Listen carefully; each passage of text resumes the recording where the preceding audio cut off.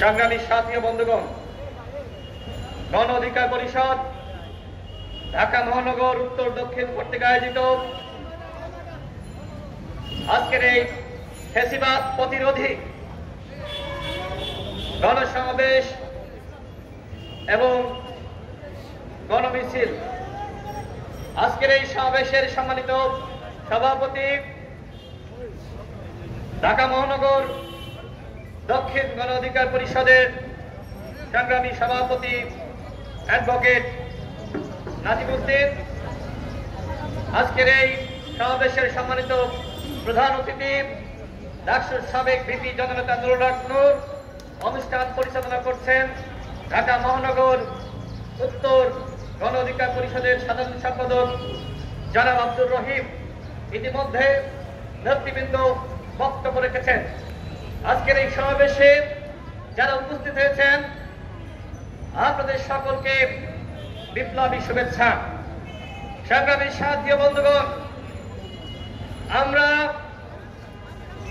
Doctor Yunus সাহেবকে আমরা শুরুতেই বলেছিলাম আপনার 1 নম্বর দায়িত্ব আওয়ামী লীগকে নিষিদ্ধ করা, কিন্তু এই সরকারের 6 মাস অতিবাহিত হয়েছে, এখনো পর্যন্ত তারা আওয়ামী লীগকে নিষিদ্ধ করে নাই। আজকে ডক্টর ইউনূস সাহেব বলেছেন গণহত্যার বিচার না করলে, শেখ হাসিনার বিচার না করলে জাতি আমাদেরকে ক্ষমা করবে না। এই কথাই আমরা বলেছিলাম আওয়ামী লীগকে নিষিদ্ধ না করলে এই অন্তর্বর্তীকালীন সরকারকে এদেশের জনগণ কিছুতেই ক্ষমা করবেন না। আওয়ামী লীগকে নিষিদ্ধ না করলে এই 2000 শহীদের সাথে বেইমানি করা হবে। আপনারা দেখেছেন জাতিসংঘ তারা বাংলাদেশে যে গণহত্যা পরিচালিত হয়েছে তার উপরে বিস্তারিত রিপোর্ট প্রকাশ করেছে। সেখানে শেখ হাসিনাকে ফ্যাসিস্ট হিসেবে উল্লেখ করা হয়েছে। আওয়ামী লীগ মানবতা বিরোধী অপরাধ করেছে এবং এই যে গণহত্যা, এই গণহত্যা পুলিশ, ছাত্রলীগ, যুবলীগ এবং আওয়ামী লীগ একসাথে এই গণহত্যা পরিচালনা করেছে। আপনারা ছাত্রলীগকে নিষিদ্ধ করেছেন, কেন এখনো পর্যন্ত যুবলীগকে, বাংলা লীগকে নিষিদ্ধ করলেন না? কেন শ্রমিক লীগকে নিষিদ্ধ করলেন না? যে অপরাধ ছাত্রলীগ করেছে আওয়ামী লীগ কি একই অপরাধ করে নাই? আওয়ামী লীগ ছিল গণহত্যার পরিকল্পনাকারী, সুতরাং সবার আগে দরকার ছিল আওয়ামী লীগকে নিষিদ্ধ করা, কিন্তু আওয়ামী লীগকে আপনারা নিষিদ্ধ করেন নাই। গণ অধিকার পরিষদ আপনারা দেখেছেন আমরা শুরু থেকেই গণহত্যার বিচার এবং আওয়ামী লীগের নিষিদ্ধের দাবিতে প্রতিবাদ জানিয়ে আসছি। এমনকি গত 5 ফেব্রুয়ারি 64 জেলায় চিঠির মাধ্যমে মাননীয় প্রধান উপদেষ্টা বরাবর আমরা স্মারকলিপি দিয়েছি। এই উপলক্ষে আমরা 2টা প্রেস ব্রিফিং করেছি। আগামী 19 ফেব্রুয়ারি জেলায় জেলায় আমরা বিক্ষোভ মিছিল এবং বিক্ষোভ সমাবেশের আহ্বান করেছি। কেন? আওয়ামী লীগকে নিষিদ্ধ করার দাবিতে এবং গণহত্যার বিচার, গণহত্যাকারীদের গ্রেফতারের দাবিতে। আমরা এই অন্তর্বর্তীকালীন সরকারকে আলটিমেটাম দিচ্ছি, আগামী 2 সপ্তাহের মধ্যে আওয়ামী লীগকে নিষিদ্ধ করতে হবে। যদি আপনারা আওয়ামী লীগকে নিষিদ্ধ না করেন তাহলে ওই যমুনা ঘেরাও করা হবে। আওয়ামী লীগ গণহত্যা চালিয়েছে, এখন পর্যন্ত ওই শহীদ পরিবারের হাজারি তারা ক্ষতিপূরণ পর্যাপ্ত পরিমাণ পায় নাই। আমরা দেখেছি আহতদের আত্মচিৎকার। এরপরেও যদি এই গণহত্যাকারীদেরকে গ্রেপ্তারে গড়িমসি করা হয় সেটি কোনোভাবেই ন্যায্য হবে না। প্রিয় বন্ধুগণ, আমি বক্তব্য বাড়াবো না, এই সরকার অপারেশন ডেভিল হান্ট শুরু করেছে।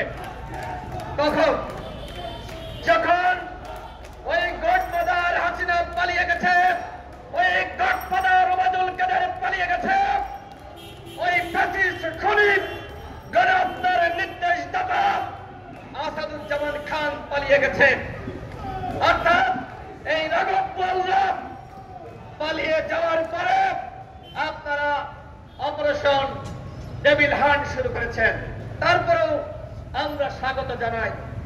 এখনো পর্যন্ত ওয়ার্ডে, ইউনিয়নে, উপজেলায়, জেলায় যারা ছাত্র জনতার উপর হামলা করেছিল তাদেরকে আপনারা গ্রেপ্তার করতে পারেন নাই। বরং আমরা দেখছি আপনারা কি করছেন, আওয়ামী লীগের লুঙ্গি পরা সমর্থক, লুঙ্গি পরা কর্মী যারা এই গণহত্যার সাথে জড়িত ছিল না, আপনারা গ্রেপ্তারের নামে আজকে এই নিরীহ সাধারণ আওয়ামী লীগের কর্মীদেরকে গ্রেপ্তার করছেন। এটি কখনোই এই ডেভিল হান্টকে সফল করবে না। যদি ডেভিল ধরতে চান, সব থেকে বড় ডেভিল ওই হাসিনাকে বাংলাদেশে ফিরিয়ে এনে বিচার করতে হবে। গণহত্যার বিচার যদি করতে চান, ভারতের সাথে যে বন্দি চুক্তি রয়েছে, ওই ওবায়দুল কাদেরকে ওই বন্দি চুক্তির বিনিময়ে বাংলাদেশে এনে ফাঁসিতে ঝুলাতে হবে।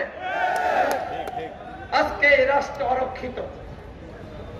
আমরা দেখতে পাচ্ছি 6 মাসেও এখনো পর্যন্ত পুলিশ ফাংশন করছে না।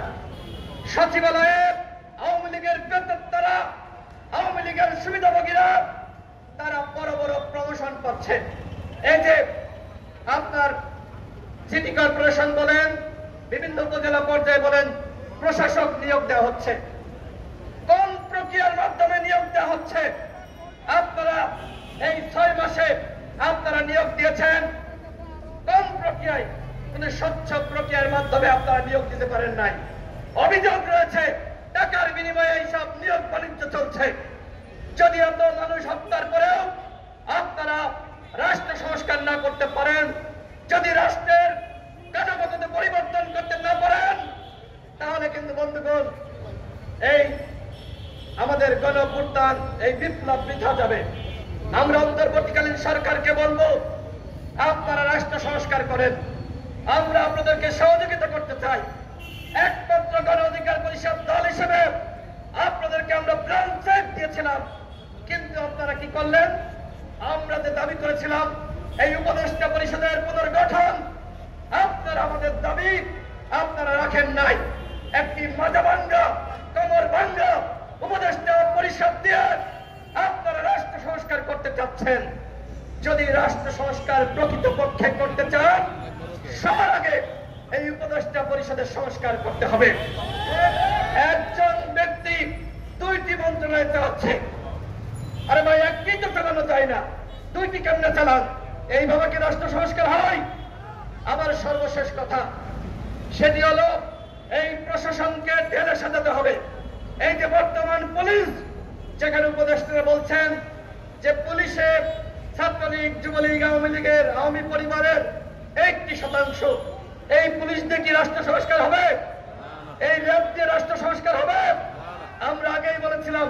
এখন তো এই জাতিসংঘ প্রতিবেদন দিয়েছে, আমরা বলেছিলাম ওই র্যাবকে বিলুপ্ত করতে হবে। এখন যেহেতু তারা সুপারিশ করেছে, আমরা বলছি আপনারা র্যাবকে অনতিবিলম্বে বিলুপ্ত করেন। এই যে আয়নাঘর, কিসের আয়নাঘর? এটা কোনো আয়নাঘর? আয়নাঘর ছিল ছোট ছোট খুপড়ি, যেখানে ওই যে ব্যারিস্টার আরমান বলে নাই, ঘুমানো যেত না, বসা যেত না, নামাজ পড়া যেত না, যেখানে 24 ঘন্টা নির্যাতন করা হয়েছে। সেই আয়নাঘর যখন আয়নাঘরে রং করা হয়েছে, দেওয়ালগুলো ভেঙে ফেলা হয়েছে, তখন আমাদের প্রধান উপদেষ্টা সেখানে গিয়েছেন। এইটা আয়নাঘরের প্রকৃত চিত্র না। হাসিনা ভিন্ন মতের মানুষকে দমন করার জন্য এই ধরনের তারা টর্চার সেল গঠন করেছিল। সুতরাং আওয়ামী লীগ যে অন্যায় করেছে, অপরাধ করেছে, বাংলার মাটিতে আওয়ামী লীগের রাজনীতি করতে পারবে না। আওয়ামী লীগকে নিষিদ্ধ করতে হবে। যদি আওয়ামী লীগকে আপনারা নিষিদ্ধ না করেন, তাহলে কিন্তু এই উপদেষ্টা পরিষদে যারা রয়েছেন তারা কিন্তু ক্ষমা পাবেন না। তারা শান্তিতে থাকতে পারবেন না। আওয়ামী লীগকে নিষিদ্ধ করতে হবে, এটি আমাদের দাবি। সেই দাবিতে আজকে আমরা সমাবেশ করছি। আমাদের এই সমাবেশ ধারাবাহিকভাবে চলবে। ধন্যবাদ সকলকে। আল্লাহ হাফেজ। আসসালামু আলাইকুম। ধন্যবাদ।